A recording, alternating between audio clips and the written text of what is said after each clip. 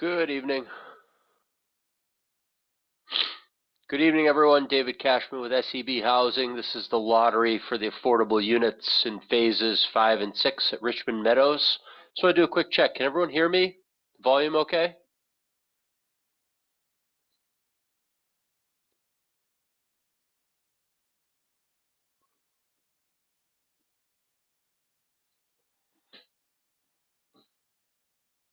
Is that okay? Are you able to hear me? Yes.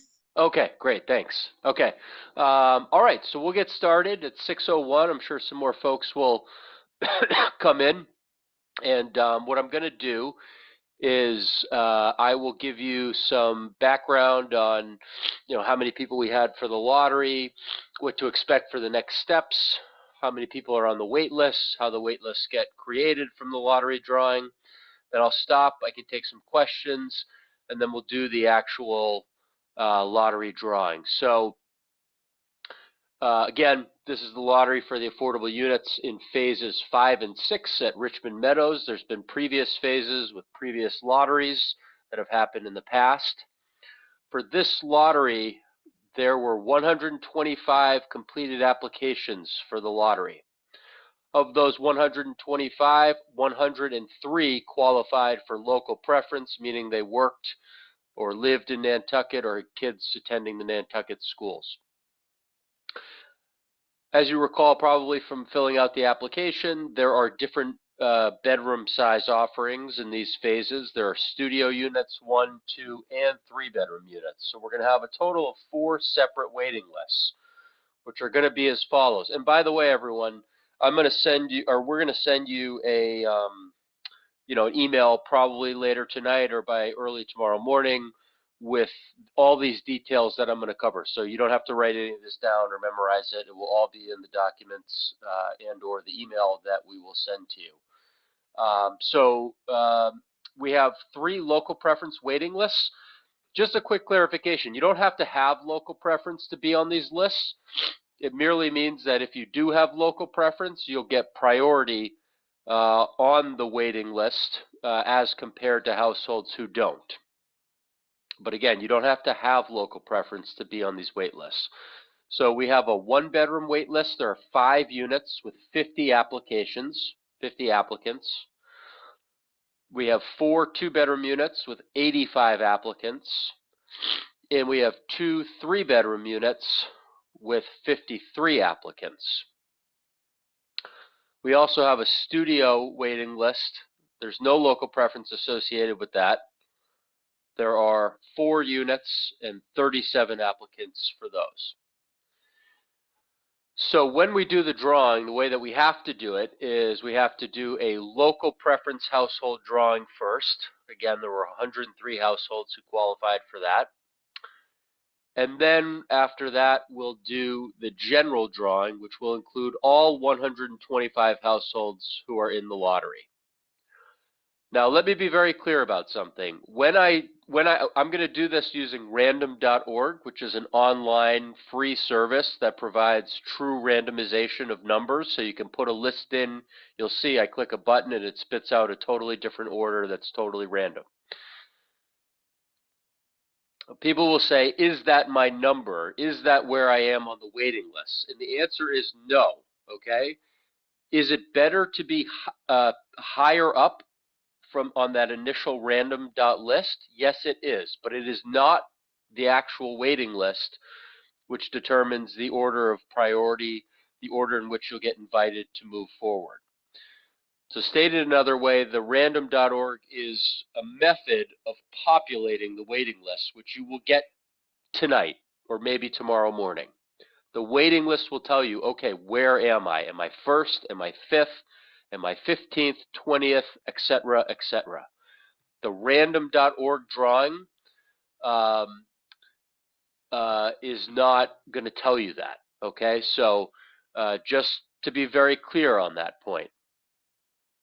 Again, being picked early, being higher, an earlier number in the random.org is better, but it's not the waiting list. And when we do it, hopefully that'll be a little bit clearer.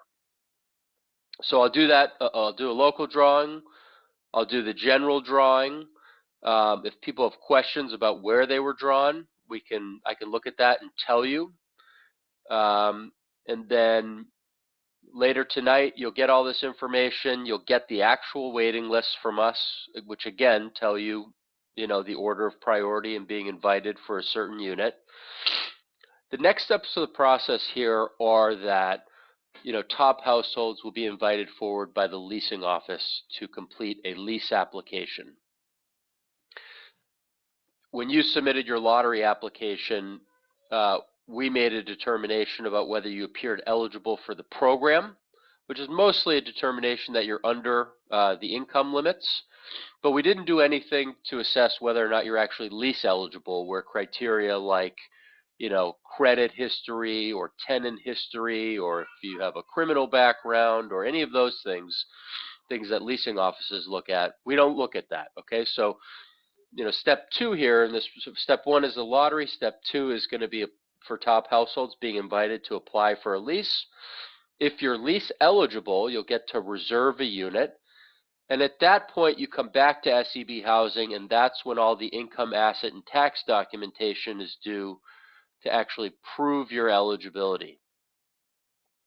If you remember from getting into this lottery, you didn't have to actually submit all your income, asset, and tax documentation. You just had to fill out a 12-page application where you listed what your income and assets were, but we didn't actually ask you to provide, 1099s or W-2s or bank statements or your 1040 taxes or anything like that. So that's step three in the process for households who've been lease approved, have a unit reserved, and have to undergo the final step, which is the full program certification with SEB. And then at that point, if you're eligible, you can move forward in signing a lease and moving into your unit. But a couple things, important takeaways from that. Don't give notice to your landlord or make any permanent arrangements to move just yet, even if you have a very high waiting list position. Just being high on the waiting list is only a guarantee of an opportunity to move forward in the next step. It is not a guarantee of a unit because there are additional steps in this process. So please make sure not to say, hey, I'm number one on the wait list. Landlord, I'm giving my notice. I'm out of here in 30 days. Do not do that. You want to wait till you're both lease approved by the leasing office and program approved by SEB. Another takeaway I take from that is even if you're not a top household on a waiting list, that doesn't necessarily mean that you won't get invited to move forward at some future point. It just means you have to wait to see what happens with the households ahead of you. Many households in these affordable housing programs who get invited forward don't end up renting a unit for one reason or another. Sometimes households lose interest, sometimes they move, sometimes they're not lease eligible, sometimes they're not program eligible, circumstances change, whatever. There are myriad things that can happen. So even if you're not a top household, that doesn't necessarily mean for sure that you may not get invited. Wait a second. Why is someone else sharing their screen? Sorry about that. Okay, that's all right. I don't even know how you're doing that. um, are you able to stop doing that?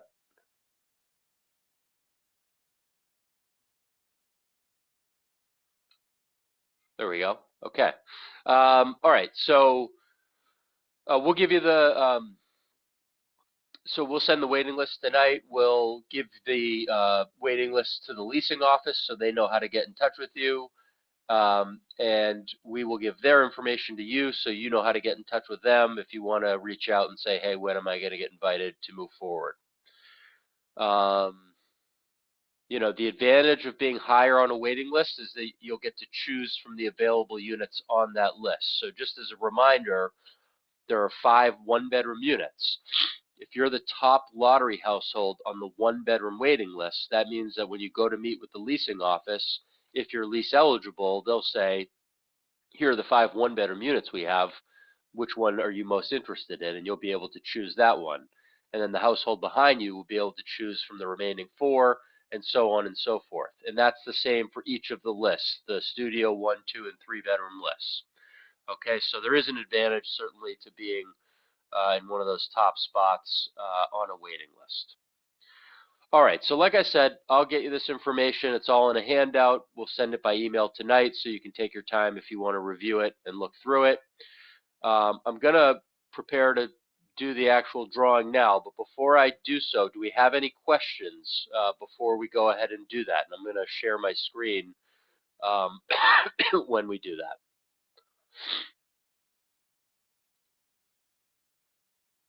Are there any questions?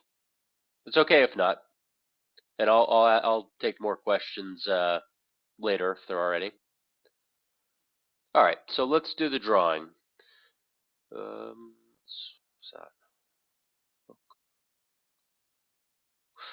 All right, just a sec here. Let me just get random.org up. Okay, and I'm gonna share my screen. Okay, great. So you should be able to see random.org on my screen. And I am going to take this right here, are all the local preference households. Okay, so there are 103 of them. They're listed right here. So what I'm going to do is I am going to copy these households. Can everyone see this? Let's see here.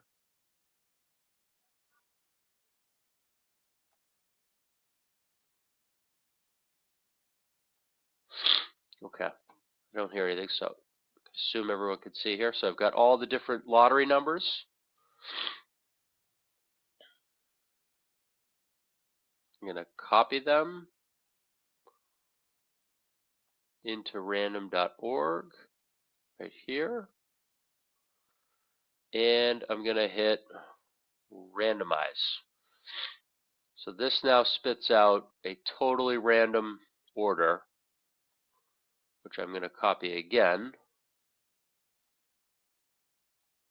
and put back in the local drawing. So this is pretty quick, I know. All right. So I think everyone can see my screen. I'm going to scroll through slowly so you can see where people were drawn in the local preference drawing. Okay, and I'll bring up about 25 at a time, and I'll stop if anyone has questions about where they were drawn. I can answer those. Okay, so I got the first 25 up right now. Again, what you're looking at is column E right here, the order drawn. All right, so you just find your lottery application number. This is where you were drawn in the local preference drawing.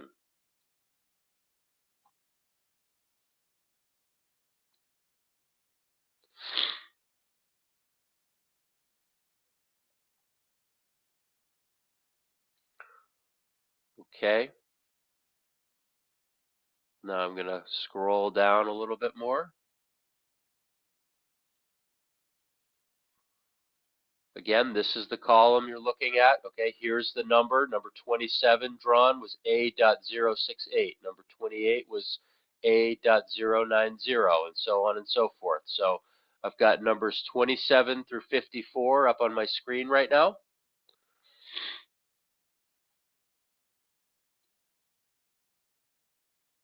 I'll leave it there for a second so you can have a sec to look through.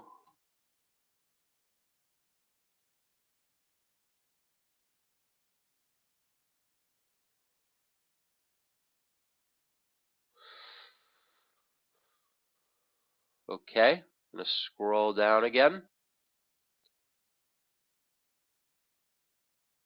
I'm going to save that.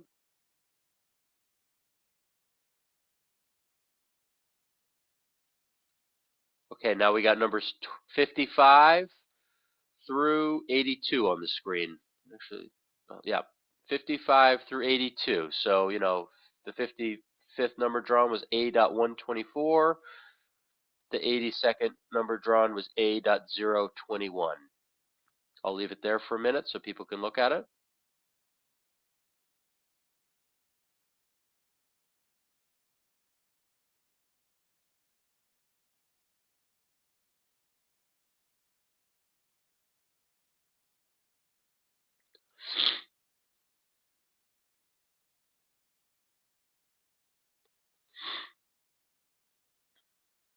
All right, I'm going to slide down here again.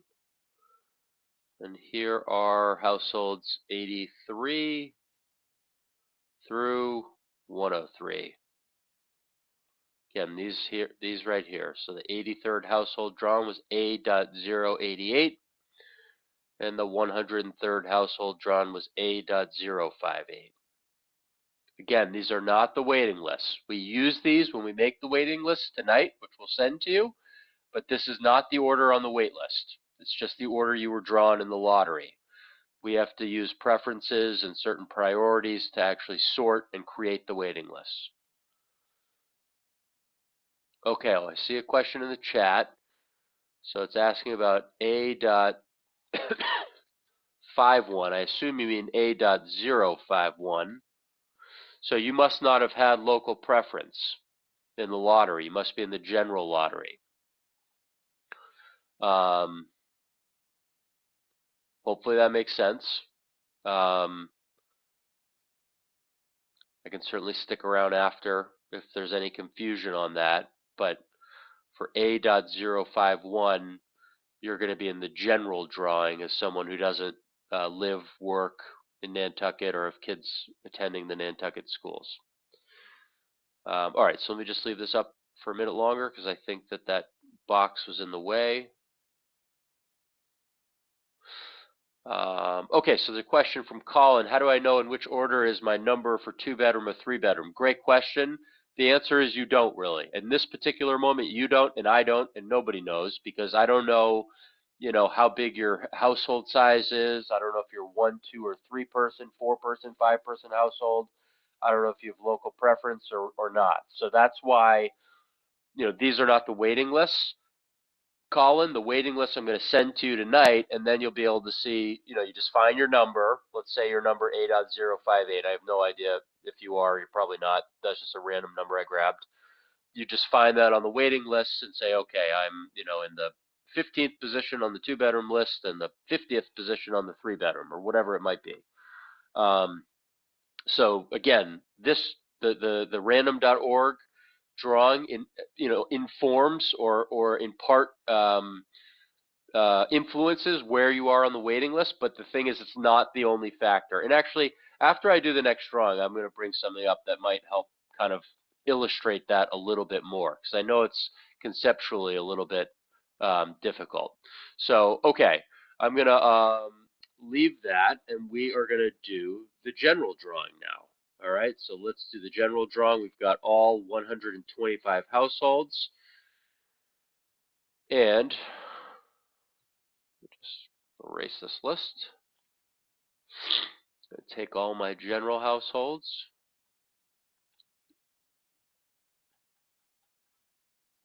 So we got all 125 of them. Copy. And paste them in there. And randomize. We take this.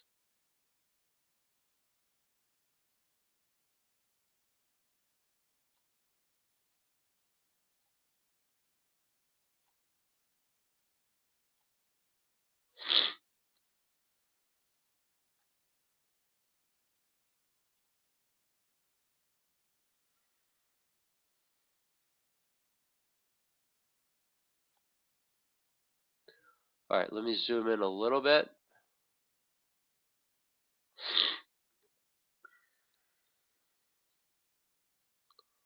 Okay.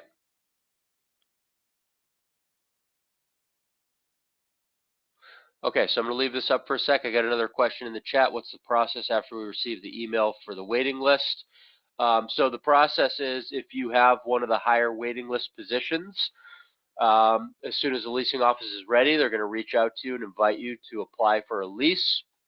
If you don't have one of the higher waiting list positions, you're going to probably not be you won't be contacted unless and until households ahead of you have had a chance to be invited and to apply for a lease. So it depends where you are on the wait list, whether or not you're going to be, invited right away, or if you might have to wait for a little bit to see what happens with the households ahead of you. All right, so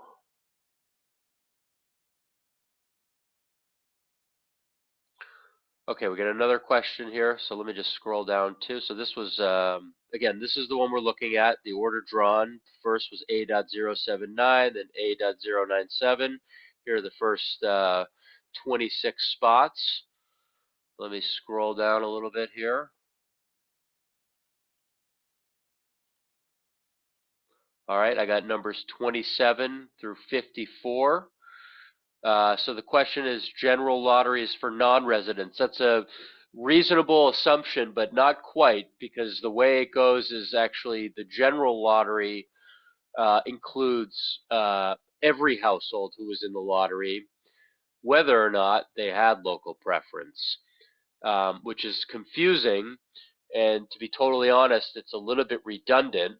When we populate the waiting list, we have to be sort of alternating on the local list between where local households were drawn on the local lottery drawing and where general households were drawn in the general lottery drawing.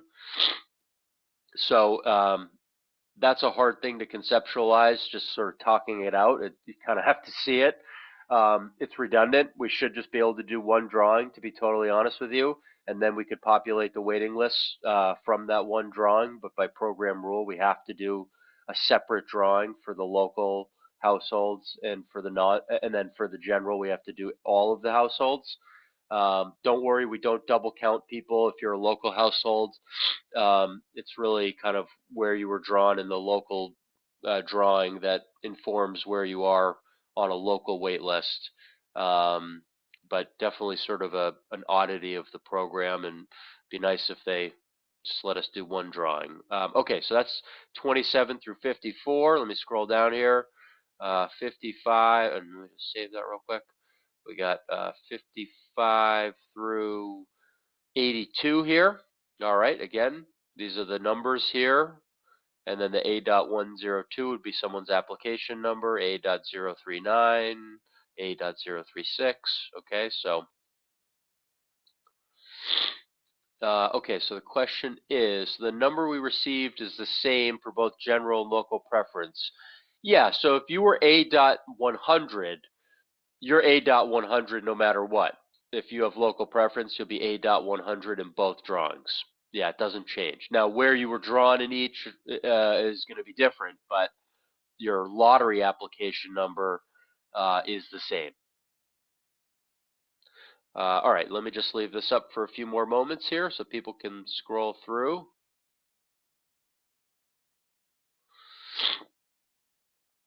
All right, Mariana, I see your question. Give me a minute here. I'm just going to down to 83 it was. We got numbers 83 through 110. 83 through 110. So Mariana's question is, so in our case, we are number 72 on local and number 45 on general. Which one will be considered? Okay, so it depends which bedroom you applied for. On the 1, 2, and 3 bedroom, your the local drawing will be what determines where you are. If you're in the studio, then where you were drawn on the general drawing, number 45, would inform where you are on that list. So again, for the 1 bedroom, 2 bedroom, 3 bedroom, when we're populating those wait lists, I don't know if you applied for all of those, but just for the sake of example, let's say you did. We will look at where you were drawn on the local. That will be what we use to determine where you are on those lists, because they're local preference waiting lists. And then in the general studio list, if you're on that, we would see where you were drawn in that one. You applied for all sizes. Yeah, so for that one, it would be the number 45 that would inform where you are in the studio. All right. So I got number 83 through 110 on the screen, and I'm just I seem to have an extra number here, so I'm gonna have to just figure out where that came from, but I'll do that after. Okay, so let me just leave that there.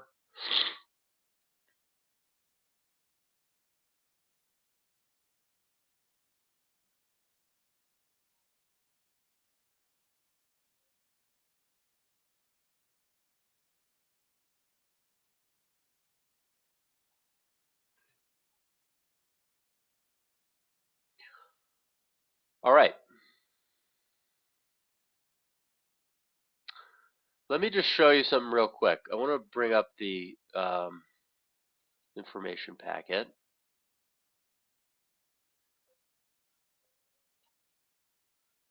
Just going to show you something real quick, which might help a little bit. We're talking about the waiting lists. So these are how the waiting lists get created. I'm not going to go through all of them because it'll take too long, but I'll just give you a sense. Let's use the 3-bedroom local list as an example. So I'm talking about this one right here. So after we're done with this, we're going to go through the drawings. We're going to create the 3-bedroom waiting list. The first thing we're going to do is find all the type 3 local preference households, figure out where they were drawn in the lottery, and start to populate the waiting list with them. So the first type 3 local preference household, those are larger household types, like a parent with 2 kids, or 2 parents with 2 kids, or 5, 6 person households, whatever, who need all 3 bedrooms. We're going to find them. They'll be in this first tier. Once we populate that, we'll move to the second tier. We'll find all the type 3 non-local preference households, and we'll plug all them in based on where they were drawn in the lottery. And then we'll go find all the type 2 local preference households, and we'll plug all them in based on where they were drawn in the lottery. Then we'll do the type 2 non-local preference households, and we'll plug all of them in based on where they were drawn in the lottery. And then, do the same thing for the type 1 households. We'll do the locals first and then the non-locals. It's the same idea for the 2 bedrooms, but the type 2 and 3 have equal priority, so there's fewer tiers. And for 1 bedrooms and studios, household type doesn't matter. So on the the 1 bedroom local preference list, for example, we're just taking the local preference households, figuring out where they were drawn in what order. They'll be on the top tier. Once we've put all them on the waiting list, then we'll go find all the non-local preference households who applied for a 1 bedroom, put them on the list based on where they were drawn in the lottery. So this is in the information packet, which many of you have probably seen because it was on our website, and it's been there for months. Maybe not still there if you haven't seen it, but you can take a look at this if you're sort of curious. This page 16, can really kind of help. Like once you get the waiting list, if you're looking at them saying, geez, this is confusing. There was a random.org drawing, and then there was these separate waiting lists, and it's a little bit confusing, and it is. This hopefully will give you a little bit more of an idea of like how the waiting lists are made, basically. Okay, I see a question here. The question is, do I get pushed up on the list if households ahead of me are type 2 and we are type 3 and we applied for a 3-bedroom? So Colin, hopefully that example I just showed you answered that. Yeah, if you're a type 3, you're going to be in front of every type 2 household. Doesn't matter if they were drawn ahead of you.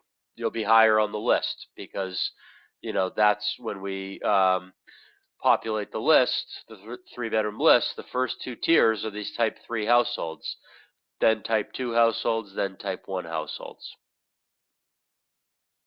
All right. I'm going to stop sharing for a second. What other questions do we have? Do we have other questions? I'm happy to answer any questions that people might have. Certainly we're not going anywhere. Okay, here's another question. How often are lottery drawings, and do I have to reapply for each coming draw?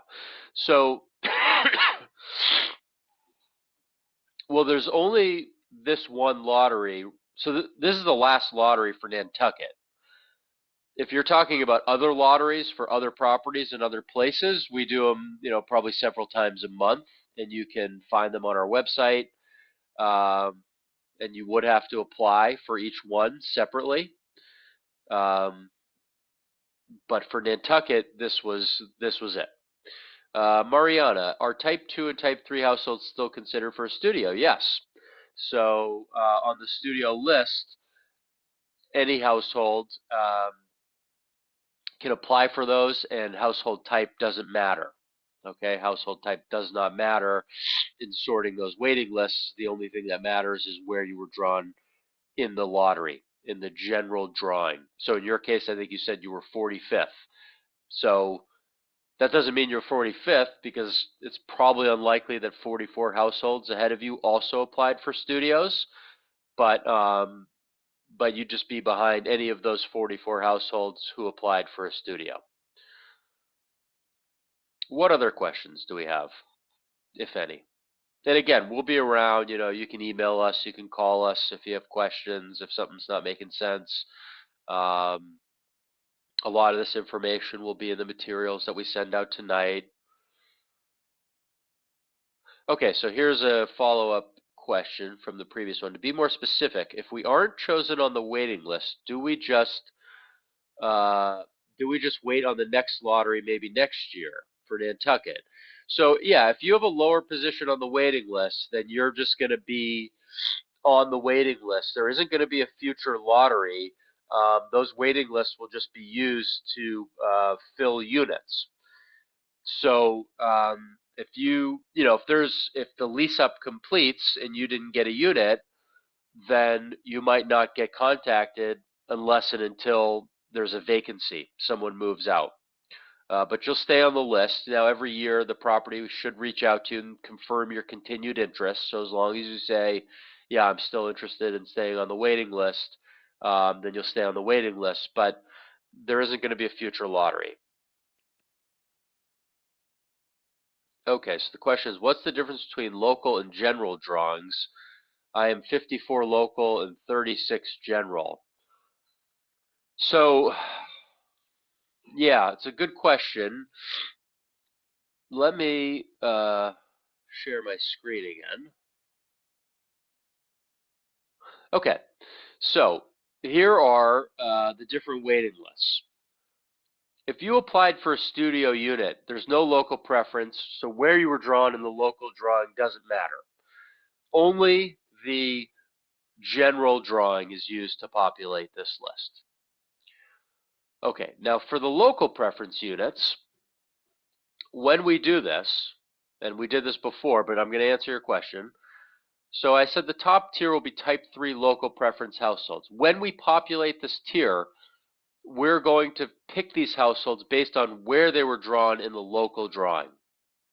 Okay, where they were drawn in the local drawing. Then we're going to go to this list, which are non-local households. They weren't in the local drawing, so we're going to populate this row based on where these Type 3 non-local preference households were drawn in the general drawing. Then we go back over to the local drawing, and we find all the Type 2 local preference households, and we say, where were they drawn in the local drawing?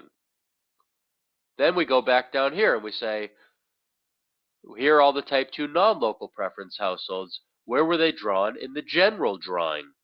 And we put them in there. And then we do the same thing for the Type 1 households. Now, if you're saying that seems redundant, couldn't we just have one drawing and still do this? The answer is yes, we could. And it'd be really nice if they'd allow us to do that, because that process I just described to you is kind of repetitive and redundant and unnecessary. We could just have one drawing and still do exactly what I just, basically exactly what I just showed you more efficiently. But basically, let me say this too. If you have local preference and you're on one of these three lists, then you're going to be placed based on where you were drawn in the local drawing. Okay, if you have local preference and you're on the 1-bedroom, 2-bedroom, or 3-bedroom local lists, you'll be placed based on where you were drawn in the local drawing in whatever the correct tier is. If you're in the studio general list, then you'll just be placed based on where you are in the general drawing. Hopefully that answers your question. All right, got a few more questions here. Oh wait, did I miss this one? Mariana, should we contact your office, let's say every 6 months, to check if our number on the waiting list is moving forward? Actually, Mariana, good question. The best thing to do is to contact the leasing office because they're the ones that manage the lease waiting list after the lottery. We'll give you their contact information. Um, they have more real-time updates on exactly where they are than we do. So they're the best people to check with. Noli, how soon will the office start contacting the waiting list and when would the units start being occupied? Thank you. Great question. Um, I don't know exactly. I think that I know that development was very anxious to get going. They wanted us to get the lottery up and going. So I think the units, if they're not ready now, they should be soon. And I would expect that within, the next few weeks, the top households will start getting invited. But again, I am going to give you the leasing office's contact information. So for questions like that, like where am I, what's happening with the waiting list, when are you going to start inviting? You can reach out to them. Okay. Any other questions? Any other questions?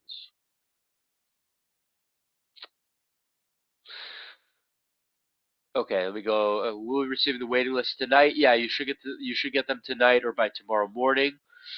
Colin, how often do you have house ownership lotteries for Nantucket? This is the last apartment lottery. The answer is not often. We did work with the same development group, um, and they had the Sandpiper development. And I want to say with 95% certainty we're done with that one in terms of lotteries. Um, Colin, if you want to email us, the info at SEB Housing, just say my name, Dave, and I'll bring up that question. I'll look, I'll double check because we did do the Sandpiper, which is right there. It's the same, ownership development group. Again, I think that one's done, but I'm happy to look and double check for you. All right. Any other questions? I know this is a lot of information and trying to figure out how the drawing corresponds to the waiting list placement is kind of confusing, but hopefully looking at the info pack helped. I really hope. I tried my best to explain it. It's not the easiest thing to explain without having sort of done it yourself. And actually like taken the lottery results and put them into Excel and started to sort it. Once you've kind of done that, it all starts to make a lot more sense. But I hope at least you got an idea of it and it makes a little bit more sense for you to see kind of like, okay, right, that would make some sense that I'd be in sort of the upper echelon or the middle echelon or the lower echelon of the waiting list based on my household type and if I have local preference and so on and so forth. All right. I don't think I don't see any other questions. So I'm going to wrap it up. Thank you for your interest. Um, I hope it works out for people. If it doesn't work out for you, keep trying. There are other opportunities. Wish everyone the best of luck in their housing searches. And we're here. If you have other questions, let us know. I'd be happy to answer them. So have a great night, and thank you all again. Take care. Bye-bye. Yep, I'll get you the leasing office number. Don't worry. And their email too. So just be patient. We'll get that info out to you. All right. Bye, everyone.